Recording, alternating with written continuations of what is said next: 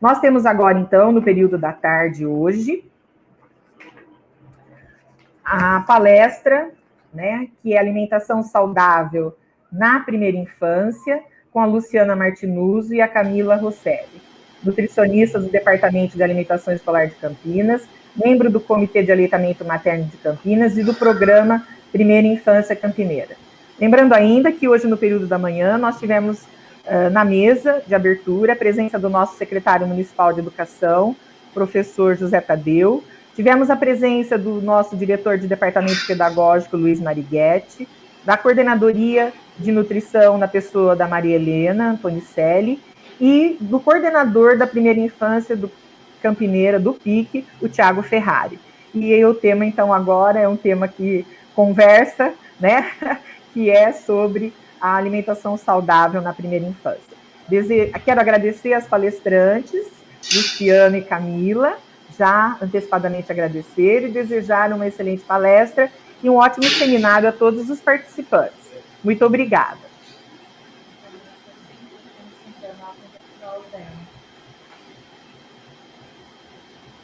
Boa tarde a todos. Eu sou Luciana Martinuzzo. A Camila Porto, que elaborou comigo essa apresentação, entrará no segundo momento. Nós somos nutricionistas do Programa Municipal de Alimentação Escolar e trabalhamos na SEASA Campinas. Como a Leila disse, nós somos membros do Conselho do Comitê de Aleitamento Materno do município e também membros do Plano Primeira Infância Campineira, tá? Então, hoje eu quero conversar um pouquinho com vocês sobre a alimentação saudável nessa primeira infância, mostrar as ações que a gente tem feito, que estão voltadas para esse público, né, que hoje em dia está muito em alta, né, a preocupação com esse público infantil. Então, eu vou dividir aqui com vocês a minha tela para a gente iniciar a apresentação, tá? Então, vamos iniciar. No Brasil, nós temos uma série de leis, de portarias, de regimentos que estão relacionados aos direitos da criança com relação à alimentação. Então, nós podemos citar a Constituição Federal de 88, o ECA, né, o Estatuto da Criança e do Adolescente de 1990, o Plano Nacional pela Primeira Infância de 2010 e o Marco Legal da Primeira Infância de 2016. O marco legal é a referência atual que nós temos agora quando se trata de primeira infância, né? Ele defende que a primeira infância seja tratada com prioridade, né, nas intervenções políticas, nos serviços e programas de governo, né? Ele é uma lei que visa normatizar as políticas públicas, buscando um cuidado integral e integrado da criança, desde a sua concepção até os 6 meses de idade. Esse marco ressalta ainda a importância de integrar os esforços da União, do Estado e do município, e também envolver as famílias, a sociedade, para estar promovendo e defendendo os direitos da criança, e com isso ampliando ações que promovam um melhor desenvolvimento, né, nessa primeira infância. Em Campinas, em atendimento à exigência, né, desse plano nacional, em 2017 foi nomeado um comitê municipal intersetorial que montou, que formou, né, por diversas secretarias, se envolveram, e foi feito um decreto de número 19.657. Hoje, esse programa, Primeira Infância Campineira, ele é coordenado pelo Tiago Ferrari, que esteve aqui presente com a gente na parte da manhã, e o Tiago já levou esse decreto para a Câmara Municipal para que ele seja aprovado como uma lei, né? Dessa forma, esse plano deixa de ser um plano só do governo, e sim passa a ser uma política pública da cidade, tá? E aí é possível que as ações que estão sendo iniciadas agora perpetuem, né? O nosso plano foi muito bem elaborado, Tanto que agora, no início desse mês, quando nós tivemos o Fórum Permanente da Unicamp, que falava sobre políticas públicas na primeira infância, o doutor Vital de Donê, que é da Rede Nacional, né, pela Primeira Infância, ele elogiou muito o trabalho que vem sendo desenvolvido aqui em Campinas. Tá? Então, com certeza, a nossa cidade está priorizando, sim, as ações na primeira infância. Então, a primeira infância, né?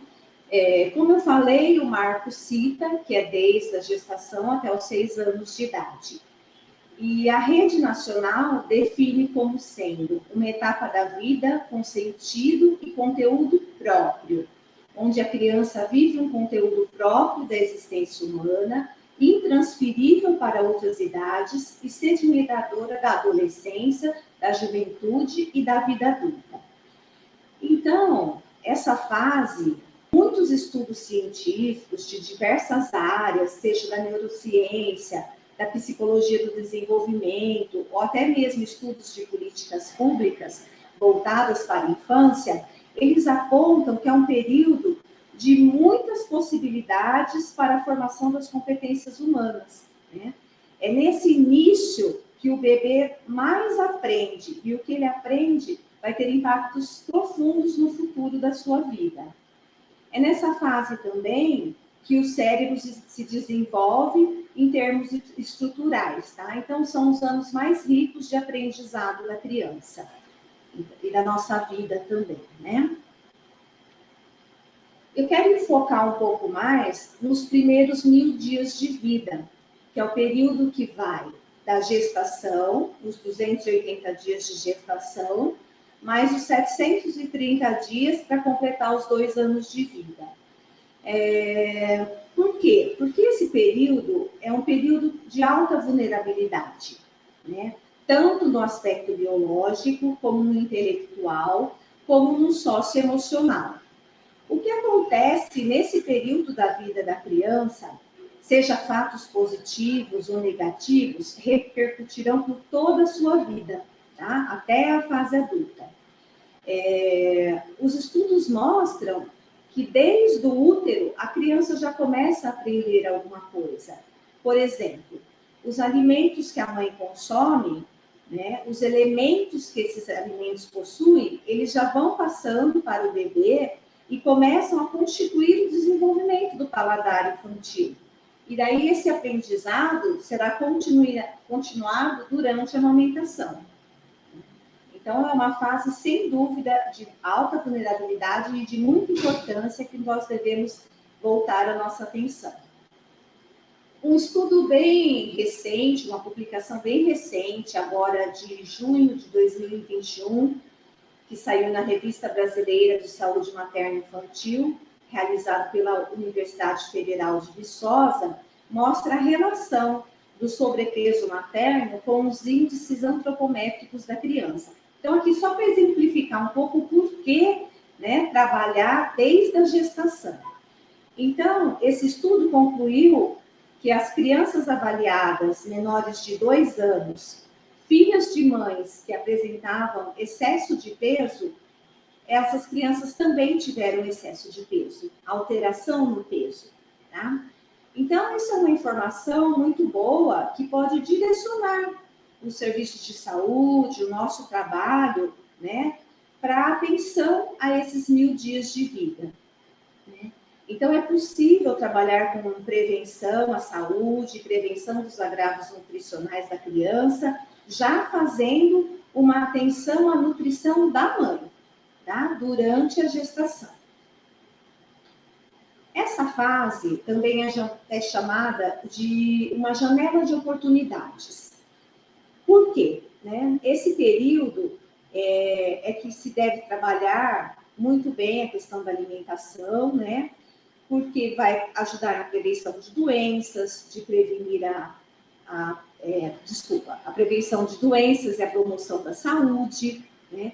E isso vai não só durante a infância, mas vai perdurar por toda a vida, né? É nesse momento também que uma alimentação de forma adequada e saudável, tanto da mulher durante a gestação, como associada ao aleitamento materno, vai promover uma introdução alimentar correta e saudável, vai gerar bons hábitos alimentares, e isso vai afetar diretamente o crescimento e desenvolvimento da criança. Então, é possível a gente aproveitar essa janela de oportunidade como um potencial para impulsionar o desenvolvimento dessa criança.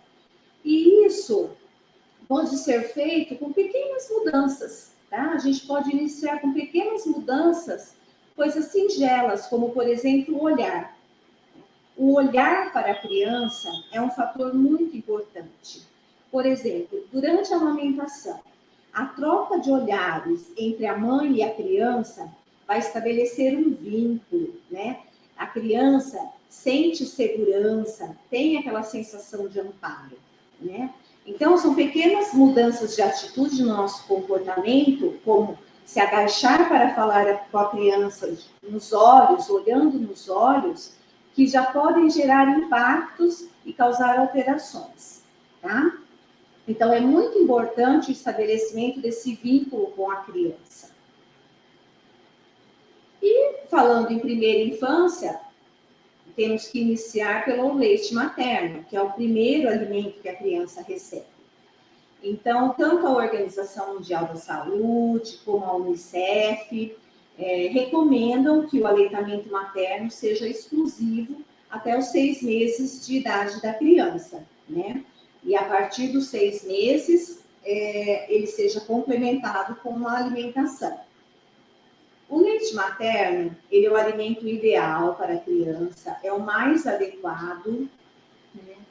Ele deve ser exclusivo, como eu falei, até o 6º mês, porque ele, até esse momento, ele vai atender todas as necessidades que a criança precisa. Ele faz muito bem à saúde e ao desenvolvimento da criança, porque ele possui anticorpos, e com isso se reduz a mortalidade infantil.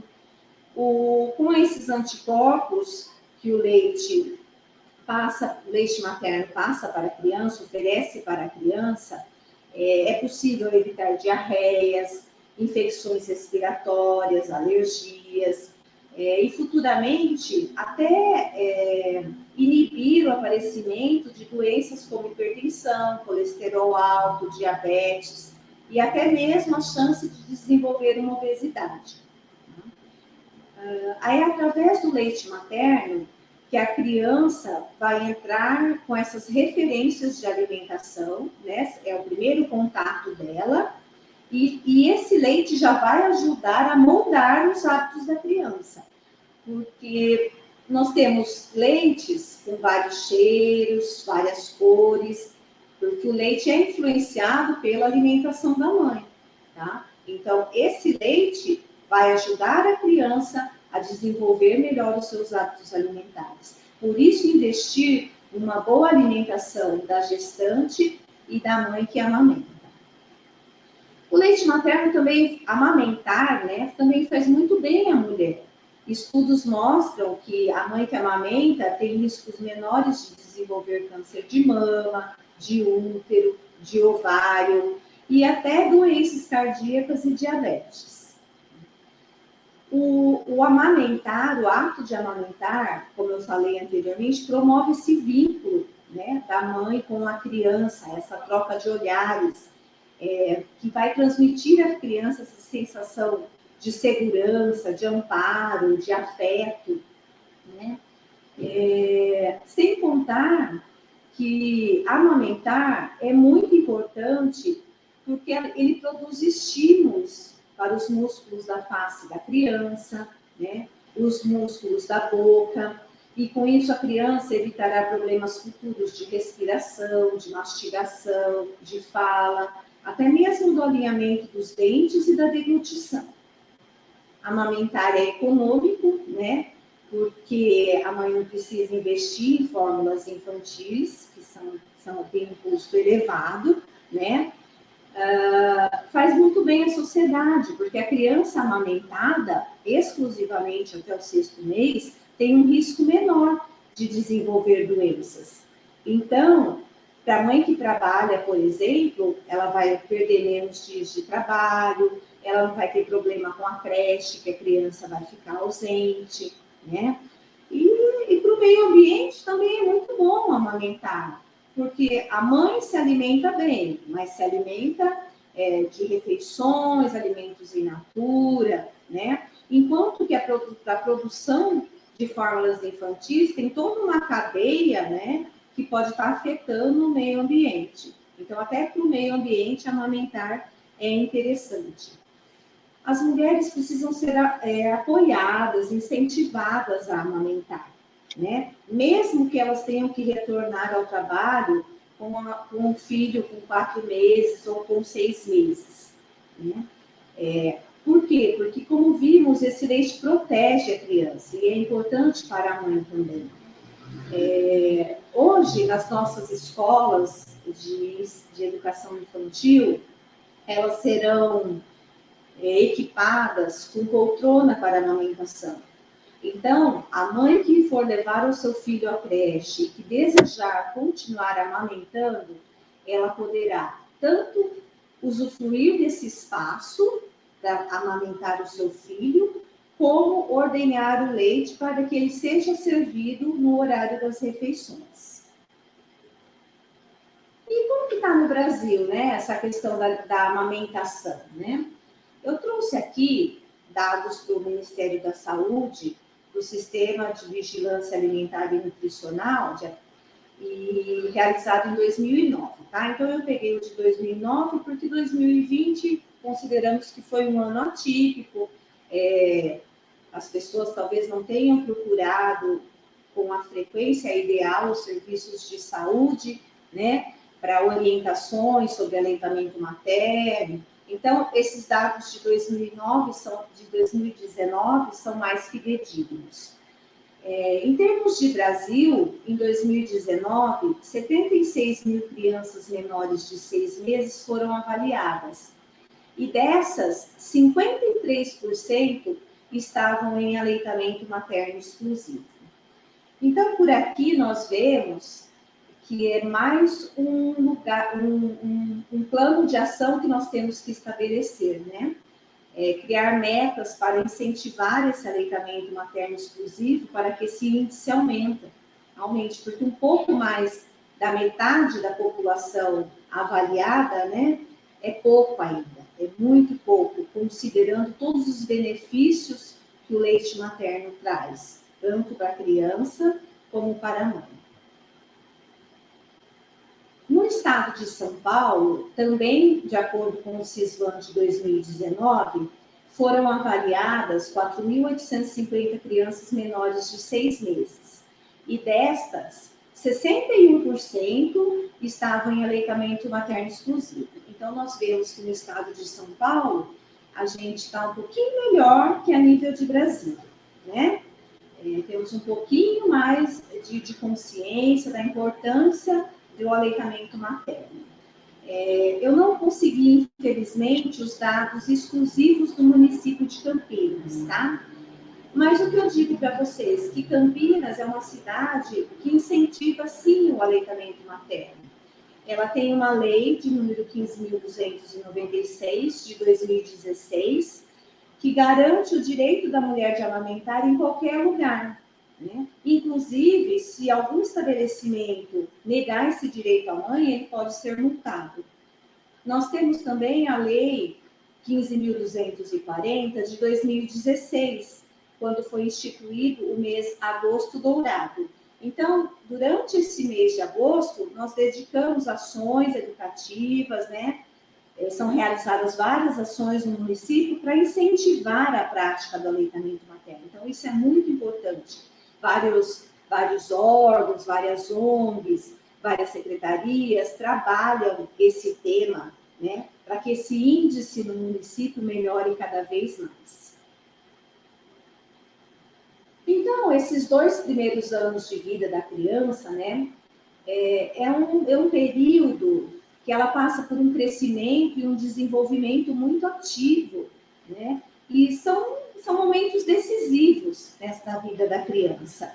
Então, além de ganhar peso e altura, ela começa a desenvolver novas habilidades e agilidades, ela começa a aprender a fazer coisas novas, né? Ela vai interagindo com o ambiente, com as pessoas, começam a acontecer mudanças no seu desenvolvimento, então passa a sustentar a cabeça, começa a pegar objetos, senta, depois engatinha, fica em pé, começa a andar e falar, e também desenvolve a capacidade de mastigar.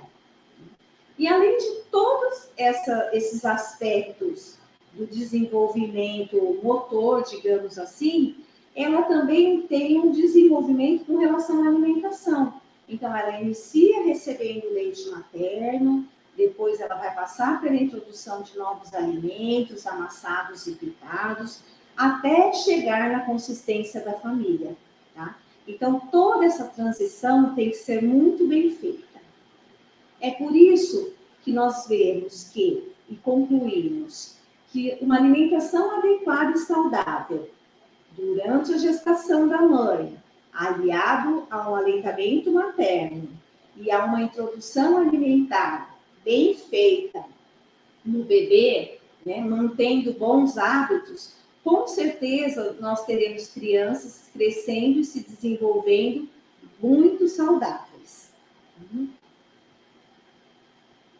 Como nós lidamos com população, nós utilizamos um instrumento elaborado pelo Ministério da Saúde, que utiliza uma linguagem a nível nacional, né? Então, é um instrumento bem conhecido, nós da alimentação escolar falamos muito sobre ele, porque nós sempre trabalhamos em cima dos materiais elaborados pelo Ministério da Saúde. Então, que é o Guia Alimentar para Crianças Menores de 2 anos. Ele é um instrumento muito importante, né, para nortear as nossas ações nesses primeiros 1000 dias de vida da criança.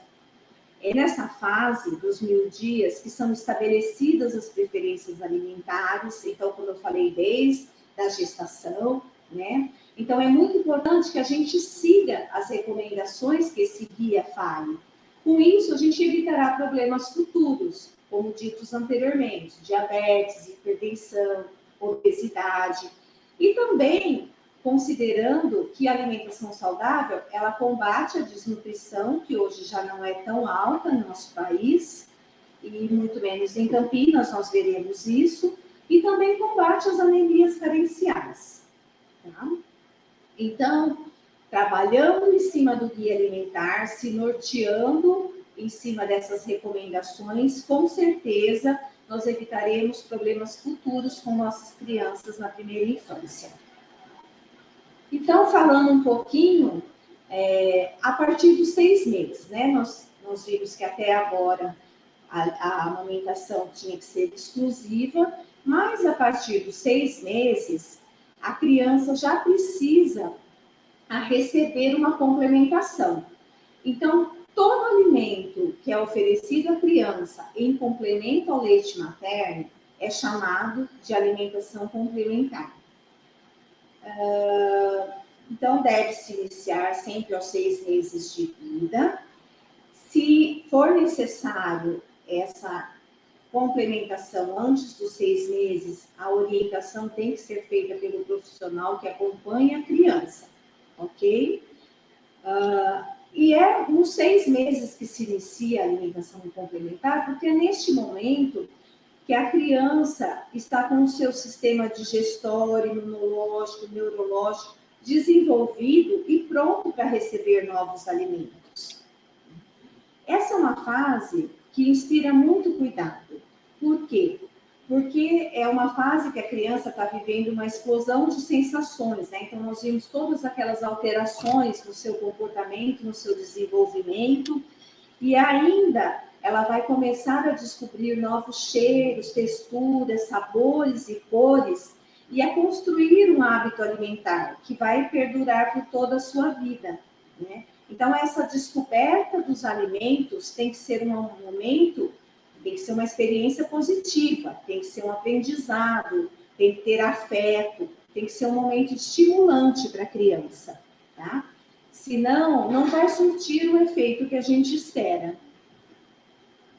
E como que esses alimentos têm que ser oferecidos, né? Não é qualquer alimento, não é de qualquer jeito, em qualquer consistência. tem que haver uma evolução gradativa, tanto da quantidade como da consistência dessa refeição oferecida. Mesmo no início, aos 6 meses, a criança sem dente, ela já consegue mastigar, porque ela amassa o alimento com a gengiva, né?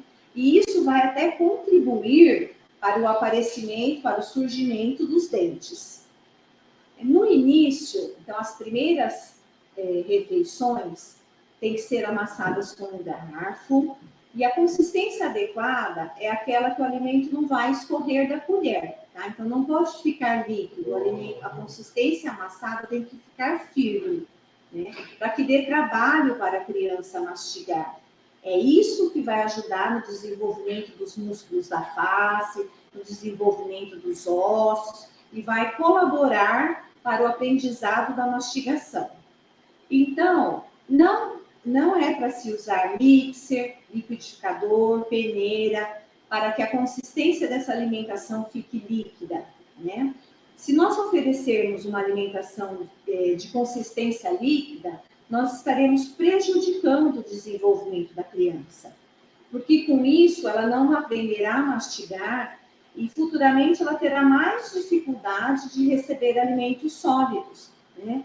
Então, é aquela criança que, quando você começa a dar alimentos sólidos, ela tem ânsia, né? Ela passa mal, ela engasga. Então, quando a gente vê esses aspectos na criança, é porque, com certeza, ela não teve essa introdução na consistência adequada. Sem contar que, quando a gente liquidifica o alimento, deixa ele mais líquido, ele tem mais água, né? E se a preparação tem mais água, ela vai fornecer menos energia e menos nutriente, tá? Se perde mais com isso. Então, ela pode não fornecer toda a energia que a criança precisa. Nesse momento, entre 6 e 7 meses, a criança já pode começar a receber 2 refeições salgadas e 2 de frutas, tá? Então, lembrando que as salgadas sempre amassadas, na consistência pastosa, e as frutas podem até ser servidas em pedaços grandes para que a criança já possa começar a segurar pela mão, né? Aprender a mastigar, comer em pedaços. A evolução vai ocorrendo, a evolução da consistência dessa alimentação vai ocorrendo à medida que a criança não engasga mais. Então, começa com a pastosa, vai se amassando com o garfo cada vez menos, até que chegue na consistência normal, que seria a mesma refeição que a família se serve, tá? E isso é muito importante quando chega nesse momento de se servir do mesmo alimento da família. Porque a criança deve ser levada à mesa, junto com a família, né? Criar esse hábito de comer na companhia dos familiares, porque isso vai beneficiar o aprendizado dela, né? Os pais, a família, ou mesmo os coleguinhas no ambiente escolar, são exemplos, né? Então, a criança se espelha em outros para se servir dos alimentos, para provar de outros alimentos. É interessante também que desde as primeiras refeições seja bem parecida com a refeição da família, né? O que vai mudar é a consistência, para que a família, para que fique fácil até para a mãe, não ter que preparar várias refeições, diversos tipos de preparações, né? É só lembrar da questão da consistência. E também que para uma criança, essa refeição tem que ser preparada com pouca gordura, uma quantidade um pouco menor de sal, e usando temperos naturais, né? E que, sem dúvida, isso também será bom para a família, de forma geral. Outra coisa legal da gente prestar atenção nessa fase, né, dos 1000 dias, é que nem todo choro é fome. O choro é a única forma que a criança tem de se expressar. Então, ela vai chorar se está com frio, se está com sono, se tem calor, se tem cólica, se está com a fralda suja. ou se apenas ela quer um carinho, quer um colinho, ou se quer sugar, né? Não necessariamente é fome. E no ambiente escolar, o que nós vemos? Que às vezes a criança se serve de pouca quantidade de refeição, mas porque ela já está saciada, e depois ela chora, né? Esse choro não é de fome. Então nós temos que ter o cuidado de não oferecer, por exemplo, uma fórmula infantil seguida dessa refeição saudável. Porque a criança já tem uma dificuldade em aprender, né, a consumir novos alimentos, é tudo novo na vida dela. E se ela não aceitou, e logo em seguida a gente oferecer uma mamadeira, com certeza ela vai aceitar a mamadeira, que é muito mais fácil dela deglutir, ela tem que fazer menos esforço, não vai precisar mastigar, né? E a criança é muito sábia, ela se adapta a isso. Então, toda vez ela vai deixar de comer, vai chorar e ela vai receber uma mamadeira. Então, a gente tem que ficar muito atento para aprender a identificar o que quer dizer esse choro do bebê, tá bom? A água. A água, às vezes, a gente esquece, né? Mas ela é um alimento e ela é essencial para hidratar a criança. Então, a partir do momento que se introduz na vida da criança novos alimentos, além do leite materno, a água precisa ser oferecida. Tá? A criança costuma aceitar uma pequena quantidade, né? Uma pequena quantidade. É interessante oferecer sempre nos intervalos das refeições. Agora, o que temos que ficar atento é que nenhum outro líquido substitui a água e hidrata como a água, tá? Então, é comum vermos as mães familiares substituindo a água por água de coco, por suco de fruta, seja natural ou industrializado, por refrescos e, pasmem, até refrigerantes, né? Então, isso, de forma alguma, é aconselhável. Tá? Essas bebidas, elas têm açúcar, pode conter sódio, né? Tem aditivo, algumas com aditivo químico. E isso também vai habituar a criança a sempre tomar um líquido para matar a sua sede, um líquido açucarado, né? Isso, com certeza, vai aumentar as chances da criança desenvolver um excesso de peso, ou até mesmo um diabetes futuramente, e a desenvolver cárie, né? Porque a escovação nem sempre é feita logo após a criança se servir de um líquido doce como esse. Então, é muito importante que a água não seja substituída, mesmo que por um suco de fruta natural, tá? E quanto oferecer, né, de alimento para essa criança? No começo, quando ela ainda é amamentada ao peito e começa a receber novos alimentos, a gente não precisa se preocupar muito com a quantidade, porque a refeição ela será complementada com o leite materno, né? Então, o leite materno continua sendo o principal alimento que a criança recebe. Aí, essa quantidade vai aumentando gradativamente, né? À medida que a criança vai experimentando novos alimentos, vai aprendendo a mastigar, a deglutir corretamente. Então, se aumenta a quantidade gradativamente. Lembrando que é muito importante respeitar o tempo e a individualidade de cada criança. Então, tem criança que cresce mais rápido, que começa a aceitar a refeição sólida mais rápido, e tem crianças que demoram um pouco mais. Então, é um período que a gente tem que ter muita paciência e que a gente tem que persistir, tá? Então, não é porque a criança recusou o alimento que a gente já tem que desistir, né? Então, vamos oferecer uma quantidade pequena de cada alimento, observar como está a aceitação. A gente tem que observar os sinais de fome e saciedade da criança, que também estão sendo desenvolvidos nesse momento. Então, se a gente perceber que ela quer mais, a gente põe no prato. Se ela gesticular que não quer, a gente tira o prato. É muito importante observar esses sinais e respeitar à vontade dessa criança. Mas pode ser que ela está comendo pouco e os pais fiquem preocupados, que ela pode não estar recebendo a quantidade que ela precisa, né? Então, é fácil da gente detectar isso. Quando passa pelo acompanhamento com o pediatra, é preenchido lá a caderneta da criança, onde coloca-se o peso e a altura naquela curva de crescimento.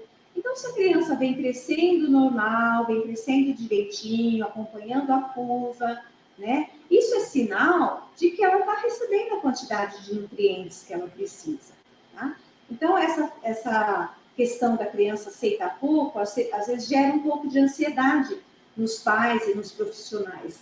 Mas se a criança vem se desenvolvendo normalmente, é sinal de que está tudo em ordem, tá? Então, o crescimento da criança é um índice que precisa ser sempre avaliado e ele reflete como está a alimentação dessa criança. E a gente tem que lembrar também que tem alguns fatores que vão atrapalhar, né, essa ingestão, essa aceitação da alimentação. Por exemplo, o crescimento dos dentes. Então, a gengiva fica dolorida, às vezes naquele dia a criança não aceita bem a alimentação. Quando ela está doentinha, ela também não aceita, né? Mas isso são condições passageiras. E uma coisa também que pode atrapalhar essa aceitação é quando a criança passa pelo momento de separação da mãe, né? A mãe passa a trabalhar, fica menos tempo com a criança e aí a criança sente isso, né? Mas ela se adapta, a criança se adapta muito rápido, tá? Porque, como eu falei, é um momento de grande desenvolvimento e ela vai aprendendo as coisas muito rapidamente. Agora, se a rejeição da alimentação começar a ser muito frequente, né, e que isso está atrapalhando o crescimento, então tem que procurar a ajuda de um profissional. Tá? E como identificar, né, os sinais da fome e da saciedade, considerando que quando ela é muito pequena, ela não fala ainda, né, aos 6 meses, às vezes nem balbucia, não consegue se comunicar, né? Mas a partir do momento que ela vai crescendo, ela vai fazendo sons com a boca, ela chora, ela dá risada, movimenta a cabeça, o corpo, movimenta as mãos. E esses são os sinais que nós temos que prestar atenção. É a partir dos 6 meses, né, quando nós começamos a introduzir os novos alimentos, que nós temos que prestar atenção nesses sinais de fome e saciedade e respeitar, né? Porque é nesse momento que a criança vai desenvolver, né, essa questão da saciedade em relação à alimentação que é oferecida, tá? Então, se a gente não prestar atenção e oferecer comida em excesso, a gente pode atrapalhar esse desenvolvimento do sinal de saciedade e levar a criança ao desenvolvimento de um excesso de peso, por exemplo, né? Esses sinais vão variar de acordo com a idade, como eu falei, de acordo com o desenvolvimento da criança. E à medida que se percebe esses sinais, a pessoa que está cuidando da criança no momento, seja os pais, os educadores, tem que responder de uma forma ativa, carinhosa e respeitar, tá? Oferecendo o alimento à criança se ela sentir fome e parando de oferecer se ela demonstrar que está satisfeita. Então, nós temos aqui alguns sinais que a criança mostra que está com fome. Então, ela inclina a cabeça para frente na direção da alimentação, ela segura a mão de quem está oferecendo a comida, ela abre a boca, né? Ela começa a pegar a comida com a mão, né? Depois, maiorzinha, ela já começa a combinar palavras com gestos. Então, tudo isso indica que ela quer comer ainda, né? Que ela quer se servir daquele alimento que está sendo oferecido. E, por outro lado, quando ela está saciada, ela vira a cabeça para o lado, né? Não quer mais olhar para a comida, começa a empurrar a mão da pessoa que está oferecendo, ou ela começa a comer mais devagar, fica com a comida parada na boca, não engole, fecha a boca quando a gente leva a colher com a preparação, né? Balança a cabeça, fazendo o sinal de que quer mais, Se ela já está maiorzinha e anda, ela até sai da mesa. Então, são esses sinais que nós devemos voltar o nosso olhar, tá? Porque é um ponto muito importante no desenvolvimento da criança, a questão da saciedade. O momento da refeição é um momento muito importante, então, né? Essa relação da criança com a comida leva tempo, né, para ser construída. Então, ela exige atenção, exige paciência, né? Não é da primeira vez que a gente oferece que ela aceita, a gente tem que ter paciência e insistir. Então, a forma da gente cuidar, a forma de oferecer a refeição para a criança pode ajudar ou pode dificultar essa aprendizagem. Então, se eu simplesmente oferecer, ela fechar a boca, eu já tirar e desistir, isso vai prejudicar, ela não vai aprender a comer. Agora, se eu conversar com a criança, incentivar ela a comer, falar daquele alimento que está no prato, olhar para a criança, sorrir para a criança, isso geralmente traz bons resultados. Agora, o que nós temos que ficar atento? Nessa fase da pandemia, isso foi muito comum, né? A atenção da criança não está voltada para a refeição. Então, hoje é muito comum nós vermos criança comendo em frente à televisão, ou com celular, com tablet, né? Ou brincando, né? Não fazendo a sua refeição à mesa. Então, todas essas formas de distração tiram a atenção da criança para a refeição. Então, como que ela vai aprender a comer? Ela vai comer de forma automática, ela não aprende, né? Então, isso vai causar, sem dúvida, danos futuros no aprendizado dessa criança.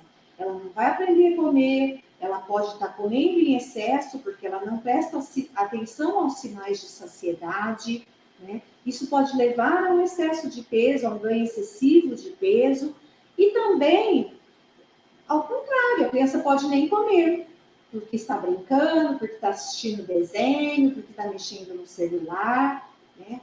Então, a pandemia trouxe muito isso, né? Para distrair as crianças como uma forma, né, de deixar a criança ali entretida com alguma coisa. Então, esse mecanismo da criança não prestar atenção no que está comendo prejudica muito. E a gente pode verificar até isso com a gente. Se a gente pega um prato de comida e senta na frente da televisão, a gente come muito rápido, não presta atenção, não mastiga direito, né? E não sente mesmo esse sinal da saciedade quando a gente já está satisfeito. Muito diferente de quando sentamos à mesa, mastigamos devagar, conversamos com a família, né? Então, desde a primeira refeição, é muito importante esse envolvimento da criança com a família e de fazer as refeições sempre à mesa. Agora, uma questão bem polêmica, né? E que a pandemia, infelizmente, prejudicou ainda mais o trabalho que a gente desenvolve nas escolas, né? A questão do açúcar. Então, o guia alimentar para crianças menores de 2 anos diz que nós não devemos oferecer para a criança o açúcar nessa fase. E a resolução que rege o Programa de Alimentação Escolar, que é do FNDE e que é a mais atual, é de maio de 2020, trabalha em cima do guia, tá? Então, reforça isso, que a gente não deve oferecer o açúcar para criança menor de 2 anos. Por isso que não aparece no cardápio. E quando a gente fala em açúcar, é qualquer tipo de açúcar. Não tem um açúcar saudável. Digamos que um açúcar saudável é o açúcar do próprio alimento. Então, por exemplo, o açúcar da fruta, que é a frutose, o açúcar do leite, que é a lactose. Agora, mel, melaço, açúcar mascavo, açúcar branco, demerara, açúcar de coco, xarope de milho, melado, rapadura, tudo isso é açúcar, tá? E nós também temos que ficar atentos às preparações caseiras que levam o açúcar como ingrediente. Então, bolos, biscoitos, doces, geleias, né? Por exemplo, na alimentação escolar, os bolos não têm açúcar na preparação. Eles são substituídos por fruta. Então, um bolo de banana, que ajuda a preparação a ficar doce, bolo de maçã com banana, né? Então, preparações à base de frutas, para a gente utilizar o açúcar natural da fruta, né? Temos que prestar atenção também que nos alimentos ultraprocessados, como achocolatados, biscoitos recheados, bolos prontos, pães comprados prontos, isso tudo pode conter muito açúcar. Tá? Então, o guia classifica os alimentos quanto ao seu processamento. Então, quanto menos processado, quanto mais in natura, mais saudável, e é o que deve ser oferecido para a criança. O consumo excessivo de açúcar vai desenvolver um excesso de peso, certamente, né? E também pode ocorrer em doenças futuras, como o desenvolvimento de diabetes, de hipertensão. Então, nós temos visto cada vez mais crianças nessa fase ainda da primeira infância apresentando diabetes, né? Por quê? Uma alimentação inadequada, um consumo excessivo de açúcar, né? Sem contar a questão da cárie, da placa bacteriana, né?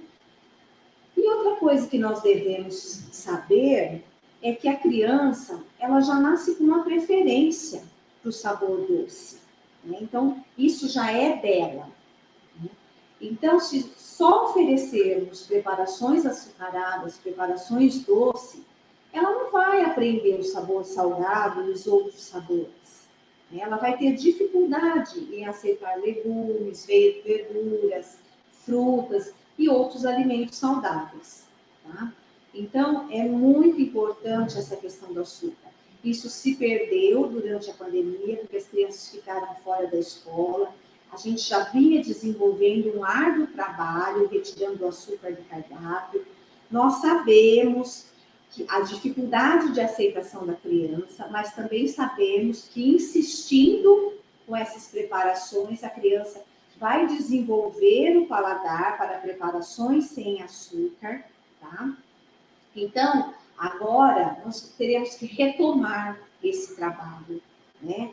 De trabalhar a aceitação do cardápio, de trabalhar aceitações de preparações sem açúcar, tá? Um trabalho que foi perdido.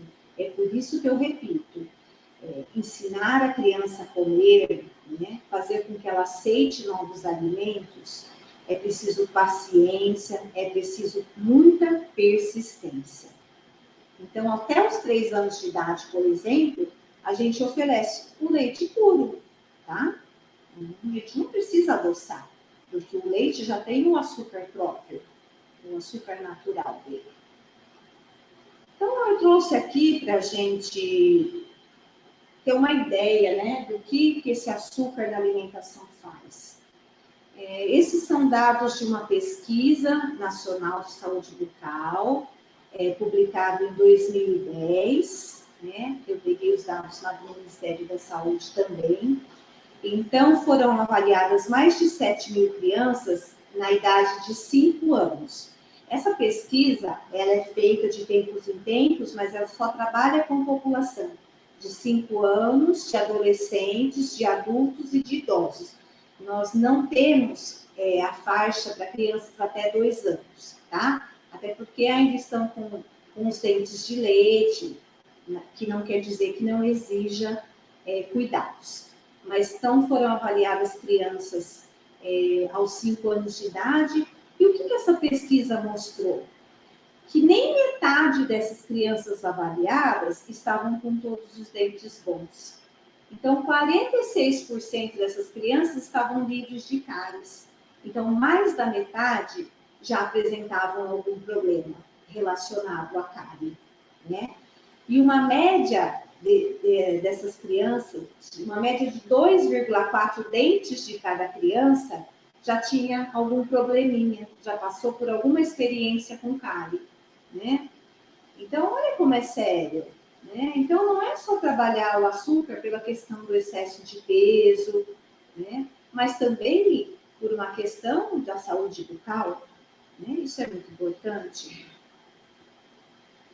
Então, como eu falei, é difícil, né? Essa questão da aceitação, da introdução dos novos alimentos, né? Nem sempre a criança aceita o alimento quando é oferecido pela primeira vez, né? Ela pode gostar do alimento que ela está experimentando, ou ela vai precisar provar várias vezes até ela se familiarizar com ele, né? E de que forma? Adianta eu oferecer o alimento sempre da mesma forma, cozido da mesma forma, picado da mesma forma, na mesma preparação? Não. Eu tenho que fazer variações. Um dia eu ofereço cozido, um dia eu ofereço cru, um dia em forma de salada, um dia refogado, com outros alimentos, né? Então, eu tenho que expor a criança esse alimento várias vezes, porque até então ela estava acostumada só com o leite materno, né? Então, a partir do momento que eu começo a apresentar a ela novos alimentos, eu tenho que insistir. É normal ela fazer careta. E essa careta não significa que ela não esteja gostando. Significa apenas que é diferente do que ela estava acostumada a receber, que era o leite materno. Tá? Tem algumas crianças que precisam ser expostas aos alimentos 8, 10 vezes, para daí começar a aceitar.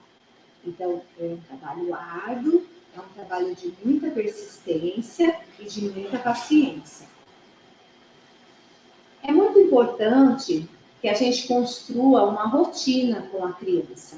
Então, na escola, a criança tem os horários pré-estabelecidos, vai receber alimentação, tem intervalos entre uma refeição e outra.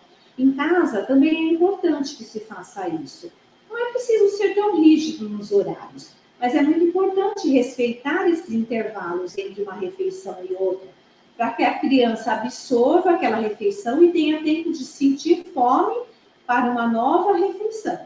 Se for oferecido uma refeição atrás da outra, ela não vai sentir fome, vai começar a recusar, né? E também se a gente oferecer alimentos entre uma refeição e outra, não respeitando esses intervalos, também vai refletir na fome da criança, tá?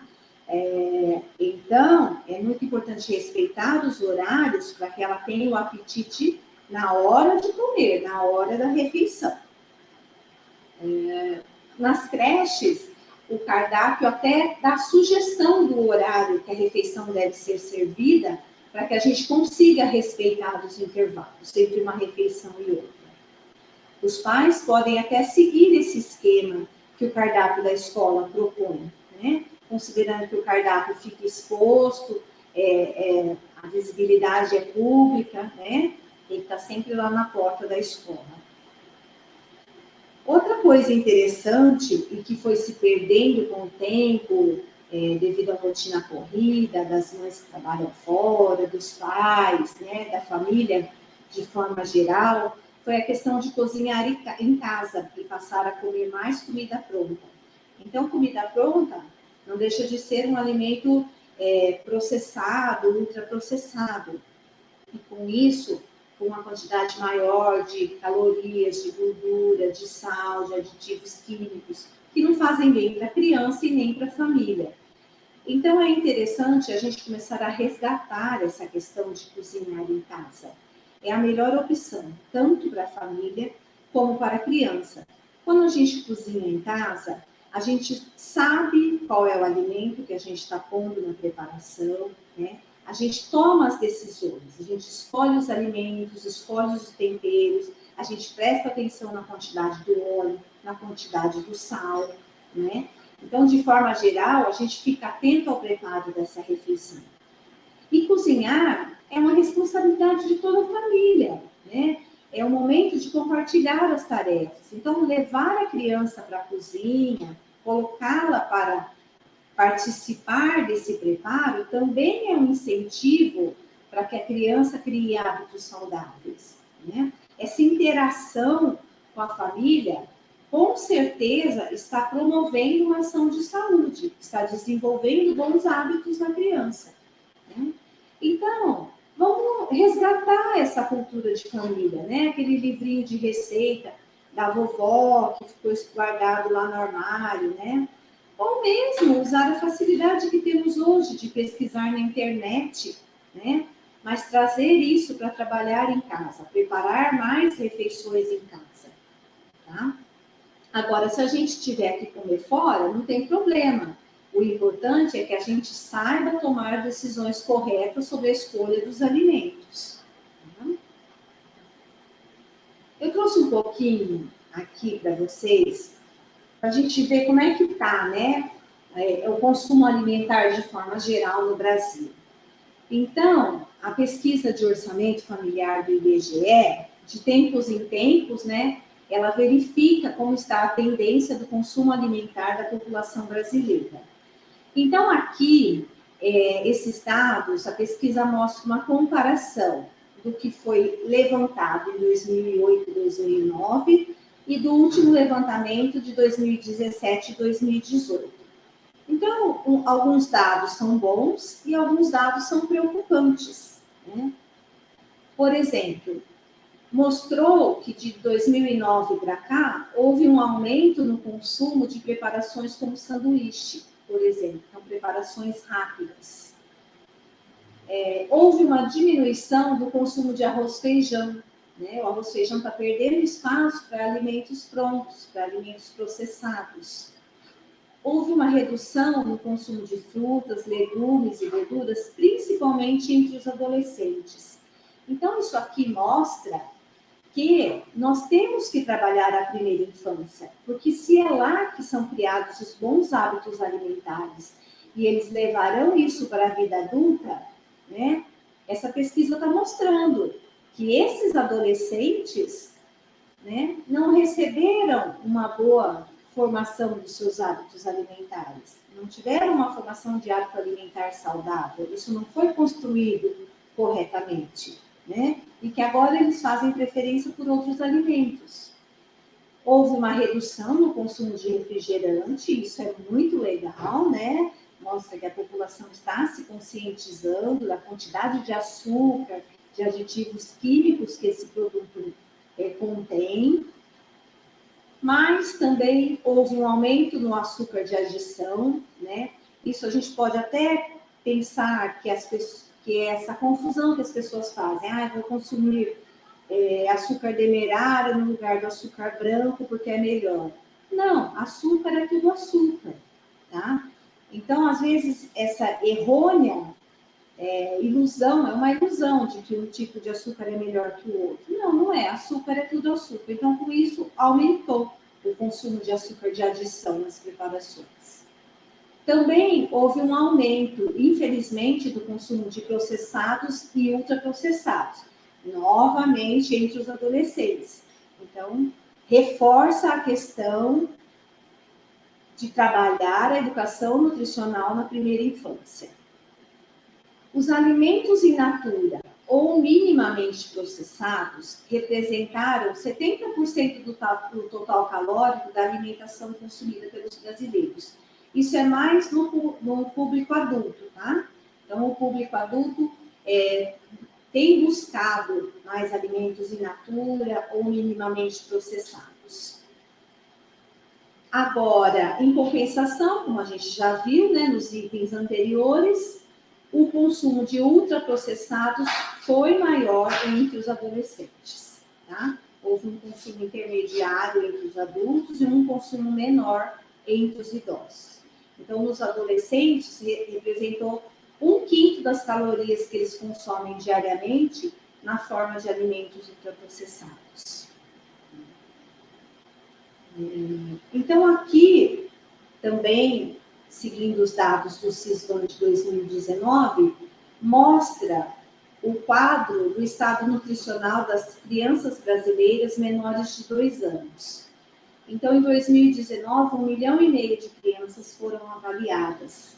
E desse total, 17% apresentavam excesso de peso. Então, isso quis dizer que 115 mil crianças já estavam com obesidade e 148 mil crianças com sobrepeso. E crianças entre 2 a 5 anos, 13% das avaliadas estavam com excesso de peso. Então, é um número alto, né? 13%? Não, é alto, é um número alto, né? Esse número, ele vem crescendo enquanto a desnutrição diminui. Aí eu trouxe os dados de Campinas, né? Do CISON de 2019 de Campinas, onde foram avaliadas 10.500 crianças entre 0 e 5 anos. Então, Campinas também apresenta um índice de 11% de crianças com excesso de peso, né? E um percentual de 67% no estado de normalidade. E 16%, que também chama a atenção, em crianças que já estão com risco de sobrepeso, né? Então, já estão passando da curva da normalidade.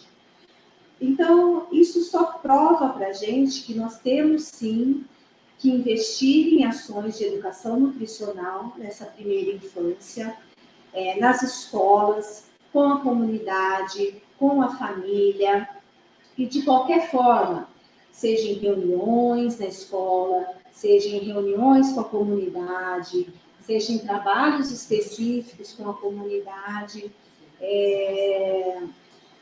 E então não podemos abandonar essa questão da educação nutricional, tá? Para concluir esse primeiro momento da alimentação, da apresentação, eu vou só reforçar, então, o que o Guia Alimentar fala, que foi o que nós conversamos durante essa apresentação, que é muito importante amamentar até os 2 anos de idade, né? Sendo o leite materno exclusivo até o 6º mês, que a gente tem que oferecer e priorizar os alimentos in natura ou minimamente processados, além do leite materno a partir dos 6 meses, que tem que oferecer água para a criança no lugar de suco, refrigerante ou qualquer outra bebida açucarada. Então, água não tem substituto. Prestar atenção na consistência, né? Que a primeira refeição tem que ser amassada, né?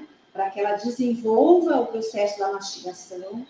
Não oferecer açúcar e nem preparações que contenham açúcar até os 2 anos de idade, pelo menos. Não oferecer alimentos ultraprocessados para as crianças. Cozinhar a mesma comida da família, como eu falei, só se atentando à questão do sal, da gordura e da consistência que será oferecida, né? Zelar pela hora da alimentação, né? Então, o momento da refeição tem que trazer experiências positivas, tem que trazer aprendizado, tem que ser um momento de afeto, de troca entre a família. Não esquecer de prestar atenção aos sinais da fome e da saciedade da criança, e é importante fazer isso conversando com ela durante a refeição. Não esquecer da questão da higiene, né, gente? Os cuidados no preparo dessa alimentação. Oferecer sempre à criança uma alimentação adequada, saudável, mesmo que for fora de casa. Então, alimentos de todos os grupos, né? Verduras, frutas, cereais, leguminosas, carne, né? E proteger as nossas crianças da publicidade de alimentos. Então, alimentos que vêm com brinquedo, alimentos que têm figurinha, né? Alimentos coloridos na prateleira dos supermercados. Então, vamos apresentar às nossas crianças mais alimentos saudáveis. Vamos levar nossos filhos ao varejão, fazer com que elas escolham os alimentos que elas desejam comer, né? Para que elas aprendam o que é o alimento, ok? Então, essa era a mensagem que eu queria deixar para vocês nesse início. E eu passo a palavra agora para a Camila, que dará continuidade a esse tema. Obrigada.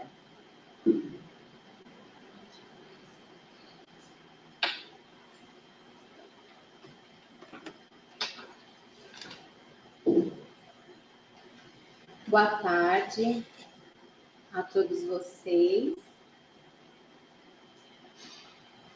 É um prazer estar participando desse seminário poder levar um pouco mais de esclarecimento e de informações, né, para vocês que estão efetivamente lá na ponta, trabalhando com as crianças. Eu vou falar, então, um pouquinho sobre o que a alimentação escolar faz nesse sentido, né? Eu estava vendo o chat, já vi que tem bastante questionamento com algumas coisas, vou procurar responder enquanto eu apresento. Então, nós, nutricionistas, né, do PMAE, que é o Programa Municipal de Alimentação Escolar, a gente tem como objetivo zelar pelo crescimento e desenvolvimento da criança, aprendizagem, rendimento e principalmente na formação de práticas alimentares saudáveis, né? Então, é fundamental que nós consigamos nos comunicar de forma efetiva, né? Os nutricionistas, com os educadores, com os monitores, que vão estar lá, então, desenvolvendo essa parte de educação alimentar e nutricional com as crianças. A elaboração do nosso cardápio, então, ela é de acordo com a resolução número 6 de 2020. Então, eu gostaria de dizer que a resolução anterior, que é a 26, ela foi revogada, né, justamente porque ela antecede o guia alimentar. Né? Então, o guia alimentar, ele veio com muitas informações com relação à alimentação da criança até os 2 anos de vida, né? E por isso ela leva em consideração a proibição, então, do açúcar, né, para criança até 3 anos, no Programa Nacional de Alimentação Escolar. Então, nós seguimos toda uma legislação, inclusive podendo ser penalizado o município caso não siga, né? 75% dos recursos, eles devem ser destinados à compra de alimentos in natura ou minimamente processados. Essas foram as alterações que tiveram, mais relevantes, tá? De uma resolução para outra. Então, com relação ao açúcar, antes ele não era proibido, ele tinha uma restrição, principalmente no ensino infantil, mas não era proibido. Né? E a partir, então, da resolução número 6, de fato, houve essa proibição, né? Inclusive de compra de alimentos açucarados. Os processados e ultraprocessados são limitados a 20% do orçamento. Então, eu gostaria também de reforçar que alimento industrializado não quer dizer que ele é ultraprocessado, tá? Então, existem tratamentos térmicos, por exemplo, tecnologia, né, na área de engenharia de alimentos, que conseguem fazer um alimento ter um tempo de prateleira maior sem adição de aditivos químicos, né? Por isso ele não entra na classificação de ultraprocessados. Então, além do açúcar, qualquer alimento com açúcar de adição, né, como mel, adoçantes, balas, biscoitos recheados, barra de cereal também foram proibidos. Nós temos 15 tipos de cardápio, então, de acordo com o tipo de ensino, faixa etária, condições socioeconômicas. Quem determina esse cardápio é o nutricionista junto com a gestão da unidade, né? Porque existe toda aí uma questão de rotina, de grade, de horários. São 7 refeições ao dia para as crianças de 0 a 1 ano, que são as papas salgadas, que são as papas contém basicamente, né, hortifrutis e carne e uma base de cereal. Então, arroz, feijão, né, mandioquinha, verduras, espinafres, cenouras, né? O nosso cardápio ele é bem variado com relação às papas. A mamadeira, que é a fórmula infantil, no caso da criança não receber o aleitamento materno. Então, como a Lu falou, hoje existe, né, um grande incentivo ao aleitamento. Então, na necessidade da criança, né, utilizar um leite, o mais adequado é a fórmula infantil, né? Então, de 0 a 6 meses, a fórmula de seguimento, que é a fórmula 1, e a partir de 6 meses até 1 ano, a fórmula, então, a fórmula de partida, que é a fórmula 1, e a fórmula de seguimento, que é a fórmula 2. Intercalando, então, com as papas de fruta, né? Vocês podem também verificar que não temos suco de fruta, né, no cardápio do berçário, porque não é indicado para essa faixa etária, né? A gente preparando o suco, a gente concentra o açúcar, que é a frutose, o açúcar da fruta, e perde-se a fibra, por exemplo, né, na hora de coar o perneirar. até 4 refeições por dia para as crianças das demais faixas etárias, por exemplo, o integral, né, que tem 4 refeições ao dia, os cardápios de ensino fundamental também, de escolas integrais, nós temos até 4 refeições ao dia.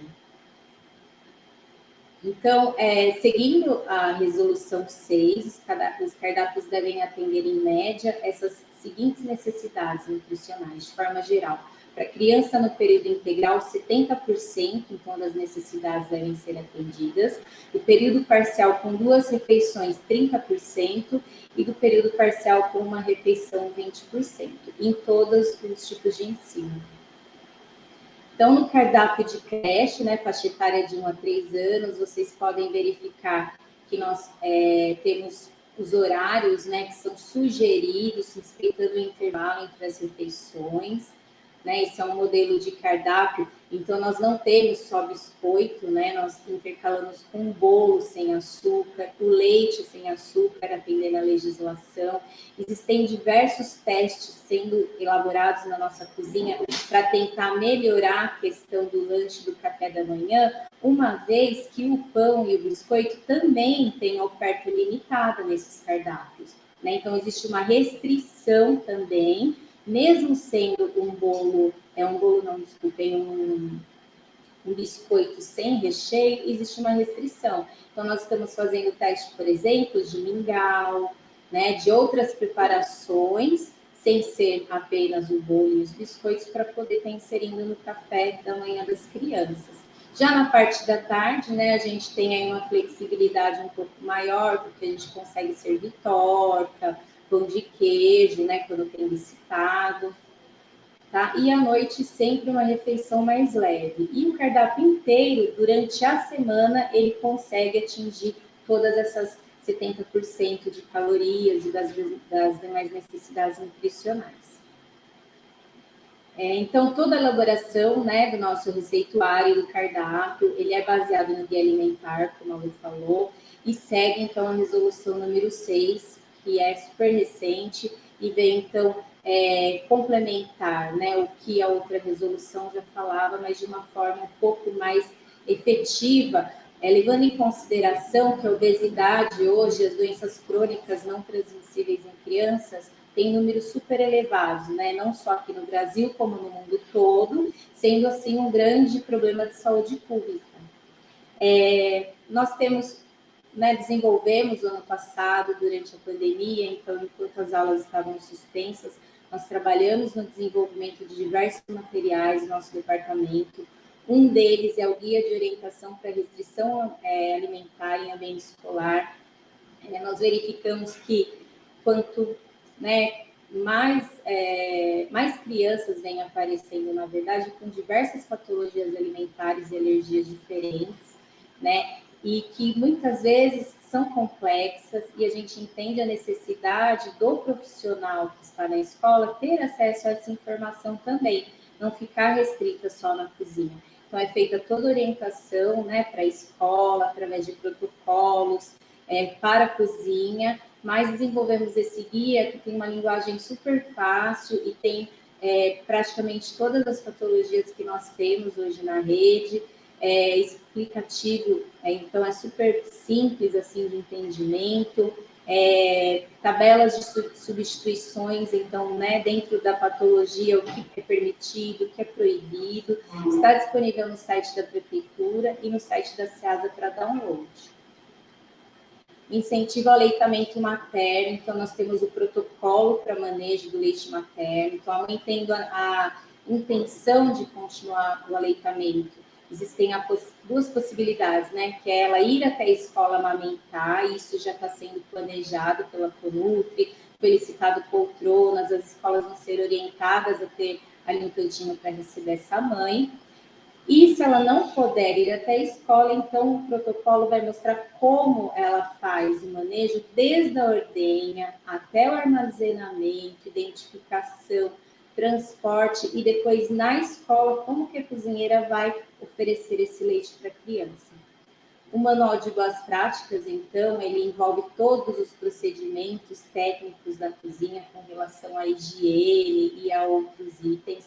ele foi revisto ano passado 2 vezes, ele é revisado normalmente, anualmente, mas devido aos novos protocolos de segurança sanitária, ele foi revisto e houve a necessidade, então, de adicionar algumas questões como uso de máscara, face shield, luva na distribuição, que eram procedimentos até então que não eram padrões, né, antes da pandemia.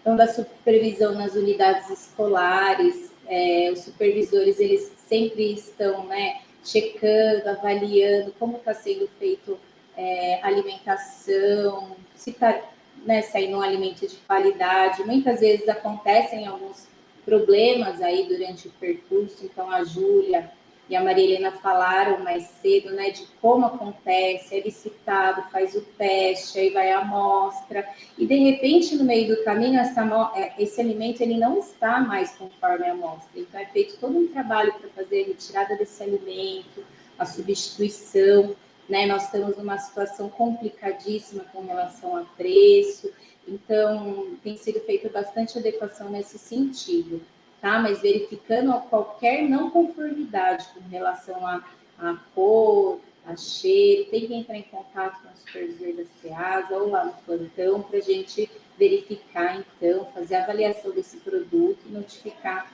o fornecedor.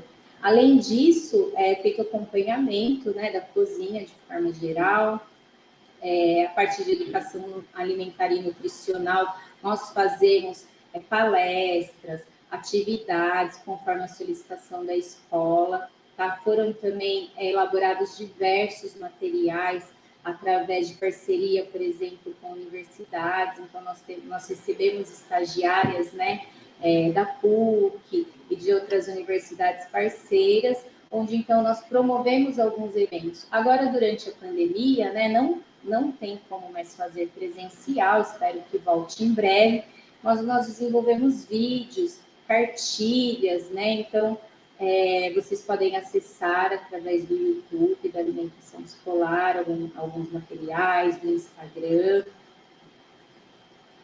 Educação alimentar e nutricional, aqui tem algumas imagens, né, da gente, inclusive com as crianças, fazendo atividades pedagógicas na cozinha. Então, uma coisa muito importante é que quando a criança rejeita, né, que nem o leite sem açúcar, que é super polêmico, mas em casa ela consome, o que a gente faz se aqui na escola ela rejeita? Tem que insistir, como a Luciana falou. Né? Não é porque a criança não tem acesso a um alimento integral, por exemplo, que a gente não pode dar oportunidade dela ter na escola. Né? Além da gente seguir uma legislação que proíbe o uso do açúcar, a gente tem que ter toda aquela parte de educação nutricional, trabalhar isso com a criança no ambiente escolar, né? E, de repente, conscientizar os pais também. Né? Por que a escola age dessa forma, né? Quais são as consequências prejudiciais de uma má alimentação e de um açúcar, por exemplo, a longo prazo, né? Então, assim, nos colocamos à disposição para ajudar, né, com palestras, com oficinas, né? Só procurar o supervisor, a gente tenta agendar. É claro que agora, para o final do ano, a gente já está com a agenda um pouco apertada, mas para o próximo ano existem alguns projetos de fazer formação com educadores, de fazer palestra com os pais nesse sentido. Aqui são alguns trabalhos, né, que são feitos lá na nossa cozinha, em auditórios, então treinamento com relação à higiene dos alimentos também, que é super importante. Não adianta nada, né, a gente escolher um alimento nutricionalmente bom se ele não for consumido da forma correta, se não for higienizado. Então, nós capacitamos nossas cozinheiras semestralmente, como foi falado, né, na palestra de manhã. Aqui é o guia para ensino infantil, então guia prático para crianças menores de 2 anos em ambiente escolar.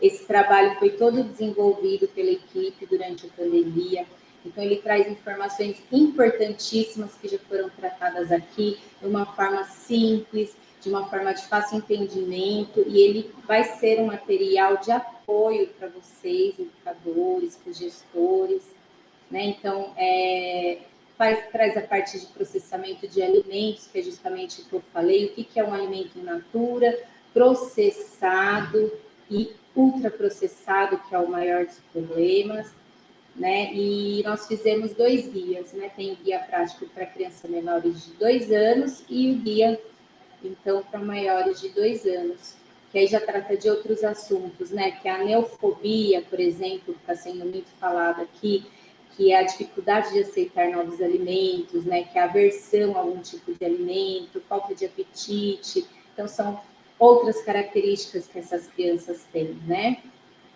Então, também está disponível para download no site da alimentação escolar, no site da prefeitura, lá na aba da transparência. Se tiver qualquer dificuldade, a gente pode encaminhar para a escola também. Foram feitas algumas ações, né, online, de acordo com as solicitações, com a demanda das escolas. Então, é super importante que, tendo um interesse, a escola entre em contato com o departamento, né? A gente tem vários materiais, várias palestras assim elaboradas e estamos dispostos a compartilhar com vocês. Então, essa foi uma feita por Kaique, né? E foi depois replicada para outras escolas, que a gente abordou, inclusive, um tema, né, que não está nesse contexto, mas é super importante, sobre o aproveitamento integral dos alimentos, uma vez que as famílias estavam recebendo hortifrutis e itens de cesta básica. Então, a capacitação, né, com os cozinheiros de todas as escolas, incluindo FUMECs, núcleos, creches Bem Querer. Aqui é mais uma imagem, então, da capacitação que foi feita online, né, esse ano, devido à pandemia, porém, no finalzinho ali, quando a gente já estava com uma flexibilização um pouco maior, ela foi feita com segurança, não mais juntando o público todo junto, né, mas em loco em cada escola, né, com grupos menores, porque a gente acredita que o aproveitamento é melhor quando feito dessa forma. Então, desenvolvemos materiais também de orientação para as famílias, né, enquanto estavam recebendo os benefícios, os kits. Então, como ela vai higienizar o alimento, como ela pode usar melhor esse alimento, os cuidados que ela tem que ter ao receber os kits na escola, por exemplo. Então, aqui a partir dos hortifrutis, né, como verificar se o alimento está próprio. Esse material ele foi veiculado na internet, pelo WhatsApp também, né? Então foi fornecido para os diretores poderem estar veiculando para a família, como sanitizar esses alimentos, né, para garantir a segurança sanitária, que é muito importante. E a compensação do nosso trabalho, né? Atingir, então, as crianças, né, da melhor forma possível, oferecendo alimentos de qualidade.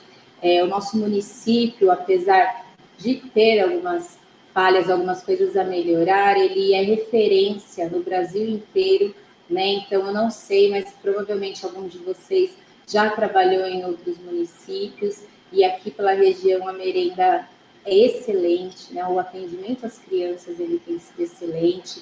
Existiu um esforço mútuo, então, de todo o departamento da SEASA, da CONUTRI, Secretaria de Educação, para conseguir atender, né, da melhor forma possível essas crianças.